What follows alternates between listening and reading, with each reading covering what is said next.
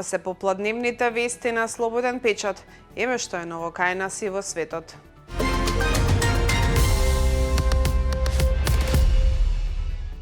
Дневната заштеда на граѓаните со владината мерка за горивата е повеќе од 200.000 евра, а неделно се очекува да биде до 1,5 милиони. Како што рече денеска премиерот Христијан Мицкоски, состојбата се следи многу внимателно. Има уште неколку мерки. Предстојат предизвици, но граѓаните и бизнисот треба да бидат спокојни. Одговорајќи на новинарски прашања, Мицкоски напомена дека во Македонија моментно има убедливо најниска цена на дизел и безоловното гориво, споредено со која било земја од регионот, а потрошувачката е зголемена за околу 150.000 литри на ден. Тој потсети дека на вчерашната седница владата донесе одлука да прогласи кризна состојба од 30 дена и да го намали ДДВ-то на горивата од 18 на 10%.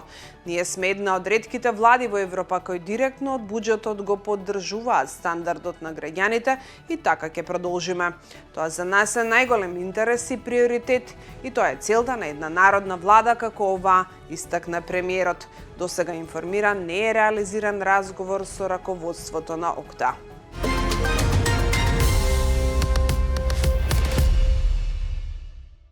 Владината мерка да се намали ДДВ-то на нафтените деривати од 18 на 10% е во основа соодветна, но комуникацијата е значајно задоснета, вели универзитетскиот професор економистот Маријан Петрески во интервју за Трилинг.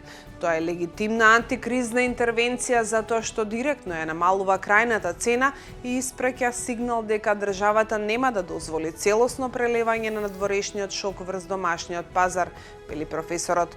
Според него мора да се внимава бидејќи во вакви услови кога има геополитичка неизвестност и силни медиумски пораки за раст на цените, луѓето лесно влегуваат во панично однесување. Дополнително според него важно било веднаш да се објасни дека системот веќе има вграден механизам во законот за акцизите.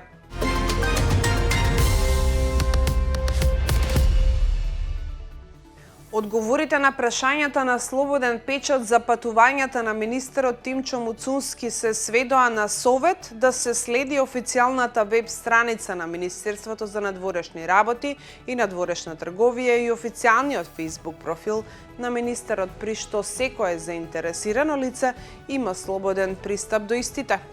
Министерот Тимчо Муцунски не обезбеди целосната транспарентност за своите патувања и ангажмани, па граѓаните се упатуваат само на официјалниот сајт и Facebook профил за информации, што не ги покрива сите посети, вклучително и патувањата во САД и Австралија. Слично, деталите за ангажирани советници и хонорари преку приватната агенција не се јасни, иако Законот за слободен пристап до информации бара целосна и конкретна евиденција.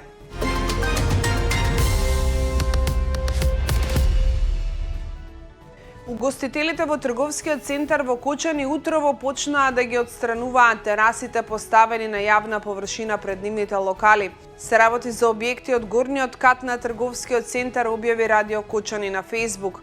Отстранувањето е дел од обврската што произлегува од договорот постигнат пред 2 месеци меѓу градоначалникот Владко Грозданов и сопствениците на угостителските објекти, според кој е предвидено сите времени градби што се третираат како бесправни да бидат отстранети на сопствен трошок.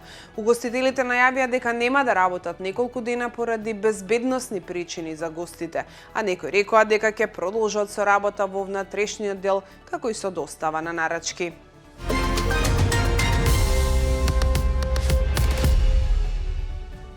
Полициски службеник за година и половина променил 4 матични лекари во различни градови за да добие боледување, покажа контролата на Фондот за здравство на барање на Министерството за внатрешни работи. МВР во втората половина на 2025 година побара Фондот да изврши детална контрола на боледувањата на вработените во полицијата поради сомнежи за злоупотреби. Сомнежите се покажаа основани. Резултатите покажаа дека неправилно е едно од 5 боледувања во МВР. Директорот на ФЗОМ Сашо Клековски рече дека со контролата се најдени 10 случаи каде полицајците ги менувале матичните лекари, што е индикатор дека првиот престанал да им удоволува и да им издава боледувања. За утврдените прекршоци веќе се покренати постапки за казни во вкупен износ од околу 20.000 евра, што ќе ги платат здравствените установи што издавале боледувања без подкрепувачка документација или лажно.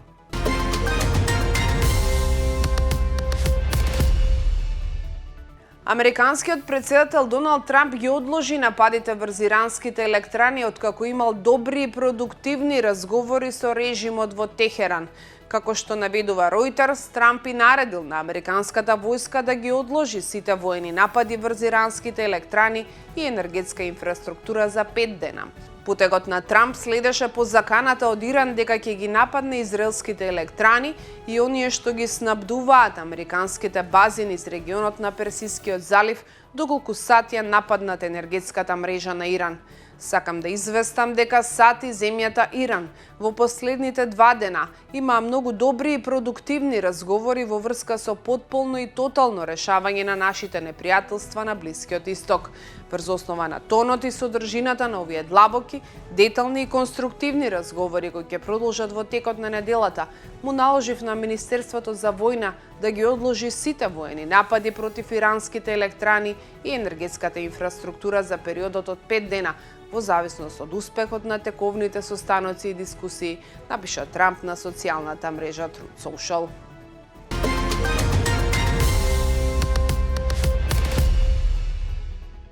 Иран ги негира тврдењата на американскиот претседател Доналд Трамп дека имало преговори за примирие со Техеран, додека затворањето на Ормускиот теснец продолжува да создава глобална енергетска криза. Нема никаков директен ниту индиректен контакт со Трамп. Тој се повлече откако слушна дека наши цели ќе бидат сите електрани во Западна Азија, изјави иранскиот извор за новинската агенција Фарс. Откако Исламската република предупреди дека во случај на американски напад врз иранската енергетска инфраструктура ќе бидат таргетирани енергетските објекти во целиот регион, Трамп се повлече и изјави дека издал наредба за одложување на нападот. Се наведува во објавата на иранската амбасада во Кабул на социјалната мрежа X.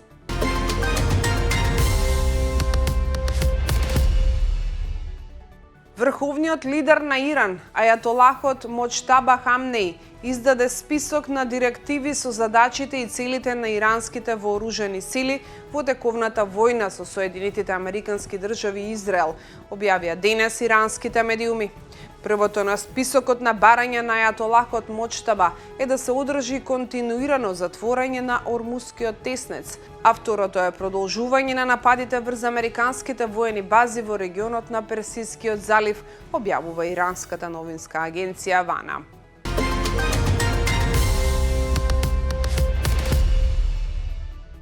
Севернокорејскиот лидер Ким Џонг Ун е реизбран за претседател на Комисијата за државни работи, објави денес државната новинска агенција, откако изолираната земја го свика првото заседание на своето Врховно народно собрание еден ден предходно, јавува Reuters. На состанокот во Пјонгјанг се разговарало за измени на социјалистичкиот устав, како и за изборот на претседател на Комисијата за државни работи и други државни раководни тела.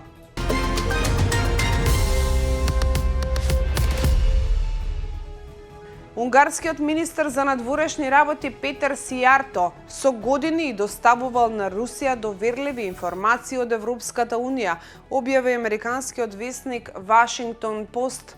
Извештајот утрово го пренесе и Euronews, додавајќи дека Будимпешта ги негира овие обвинувања, нарекувајќи ги измислици. Според Вашингтон Пост, кој цитираше анонимен европски безбедносен службеник, унгарските власти со години доставувале класифицирани информации на Москва од задкулисните дискусии на состаноците на лидерите на Советот на ЕУ. Ова беше се во денешното издание на попладневните вести на Слободен печат. Се информирате за се што е ново кај нас и во светот токму тука на нашиот портал slobodенpečat.mk. Пријатно!